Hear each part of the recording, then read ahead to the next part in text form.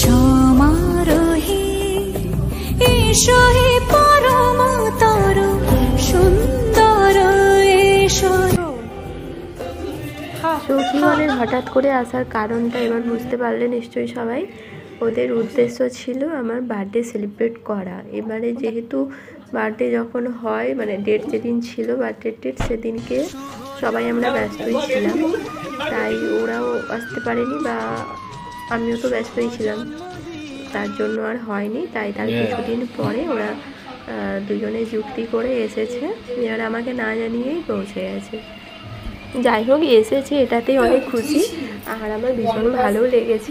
এখানে ওদের যে কথা হচ্ছে সেটা আমার সত্যি খুব খারাপ লেগেছে। ওরা কথা বলছে আমার বিয়ের ফটো নিয়ে, মানে বলছে যে ওটা নাকি আমি নয়। তো তোমরাই বলো, মানে তখন একটু রোগা ছিলাম বলে ওরা বলছে যে এটা একটা বাচ্চা মেয়ে। আরে ভাই আমি এমএ করছি, মানে এটা কি মানা যায় কোনোভাবে? আমি কোনোভাবেই মানতে পারছি না।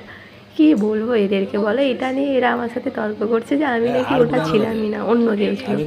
মানে কি বলবো এদেরকে, আর কিছু বলার নেই। যাই হোক খুব ভালো লাগলো। আর এইটা হলো আমার বার্থডে গিফট, যেটা ওরা দুজনে মিলে দিয়েছে।